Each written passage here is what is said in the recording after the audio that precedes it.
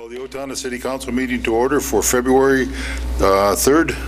May we have roll call, please? Councilmember Schultz. Here. Burbank. Here. Rainey. Here. Spenby. Here. Dotson. Here. Okerberg. Here. Abraham. Here. We have all 7 of the council and the mayor. Here. Thank you. All right. May we please rise and join us in the Pledge of Allegiance?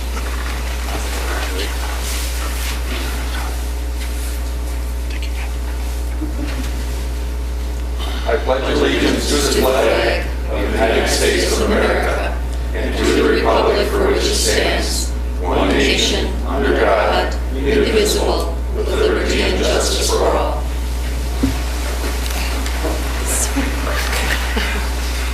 Thank you, and would like to welcome everyone to our council meeting tonight. And with that, we would ask for approval of the agenda. There are no changes that I know of. We do have that one notation on that address of Bumps Bar. It is 215. Yes, it's 215 versus 285. So with that being noted, what is the council's wish? Approve as noted. We have a motion by Brett Svenby to approve as noted. Do we have a second? Second. Second by Greg Schultz. All those in favor say aye. Aye. Opposed? This has been approved. Moving on to public hearing, and we will start with 1.3.1, proposed improvement number 1500, 2015 street and utility projects, and we'll go to Kyle. Good evening. This is the project we delivered the feasibility report at the last meeting. A neighborhood meeting was held on last Tuesday, the 27th of January. There were a number of people in attendance. Projects including 7th Avenue Northeast, a number of alleys around town, and parking lot. So that's the main focus of this project, and we're available for any questions. Thank you, Kyle. And at 7:05, we'll open up for a public hearing to anyone in the audience wish to speak on this. Please come to the microphone. And state your name. Thomas Garman. I own property on the alley proposed to be repaved between Oakdale and 18th Street. Thank you.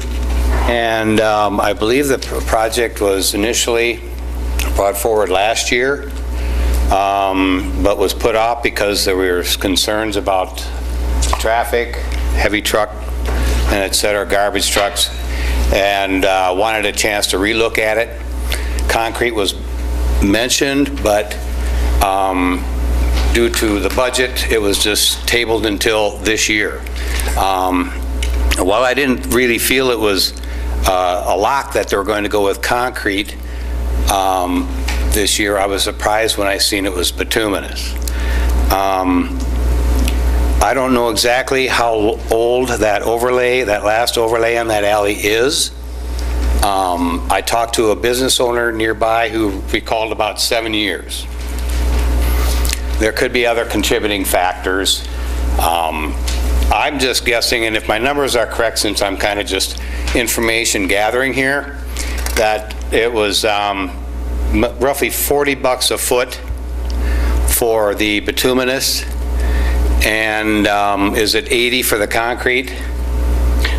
That's real close. We're going to maybe round figures. I just want to talk loosely just to try and information gather a little bit too. Well, I think it's safe to say that none of us can really predict the lifespan of either both asphalt or concrete.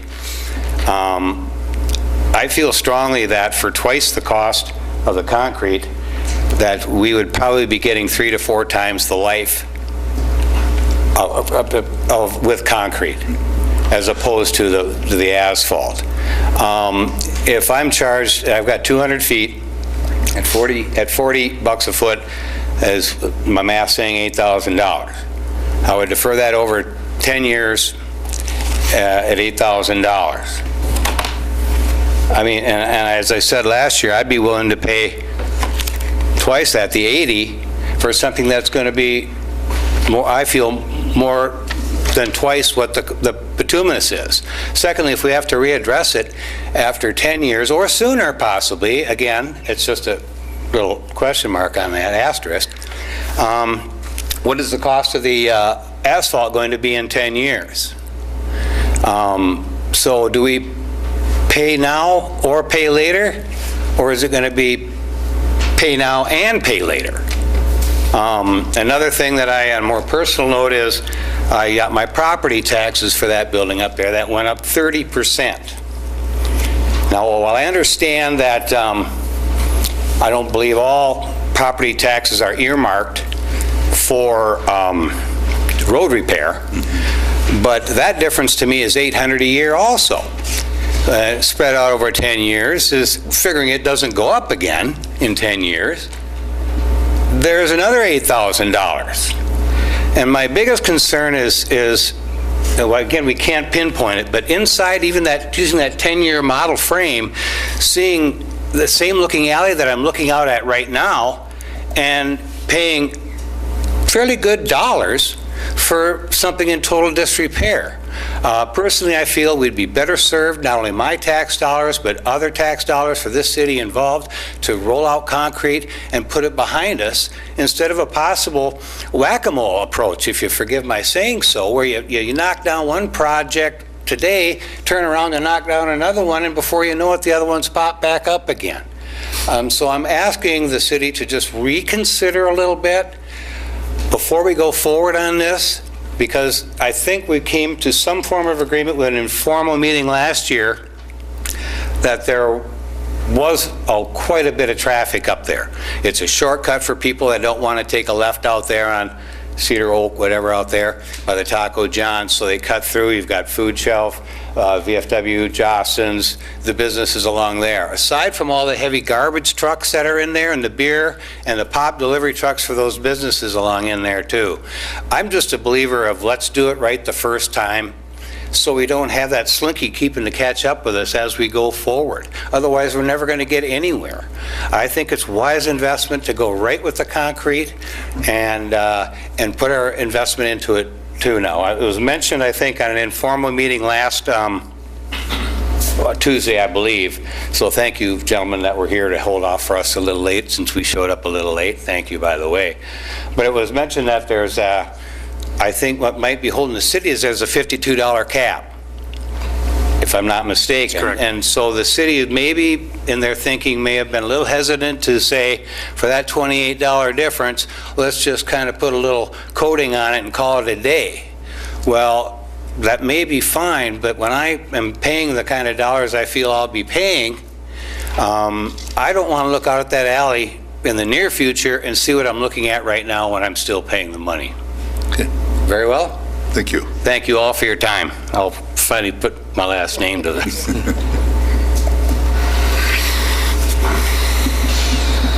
Anyone else wish to speak?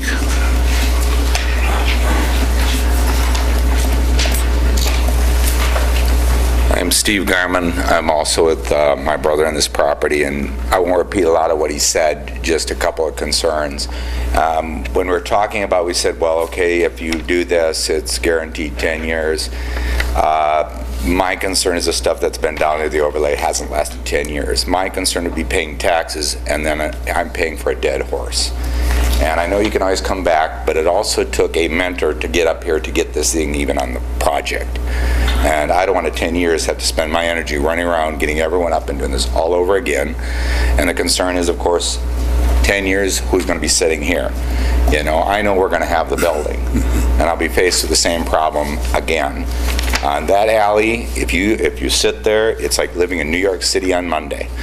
The garbage trucks, and it's just one, each one contracts privately, so I have different garbage trucks. I've got beverage trucks, I've got food trucks, I've got the liquor store making five-wheel turns that actually come up on our property. And so my concern is that it be done right, so we don't have to look at this down the road. And I will reiterate the point, our taxes went up 30% on that property this year, and that was quite a bit. I do expect something for that 30%. I know it's earmarked, like I said, for everything else, but it's also for infrastructure. And you don't see a loading dock in town, because that's what that is back there, done with tar. Thank you. Question, Steve, have you talked to any of the other neighbors? And You know, there's been such a change. My understanding of property owners now who bought the building next door, these are all renters. The renters will have a different opinion than a property owner would.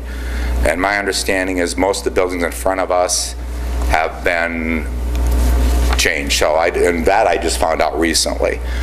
Salvation Army's been represented, and then Steve's out of, each has got their own opinion.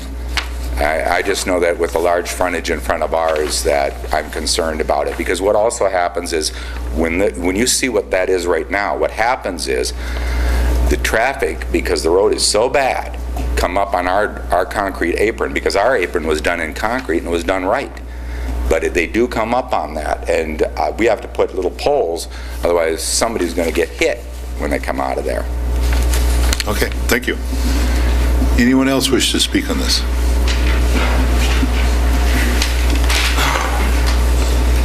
Yeah, hi, my name's Abraham Casper. I just have a couple questions on the 7th Avenue Northeast. Okay. Are they planning on repaving the entire street, or are they taking off just the top layer and redoing it? Will there be access to the houses at any given point in the day? And I guess my main concern is whether or not we can get vehicles in and out of the house during the day. It's a full width mill, so we're not taking the entire asphalt surface off. We are reshaping what's there. It's been overlaid a number of times in the past, and we just can't overlay it again. Right. So that's for all the way from Mineral Springs Road to 26th Street.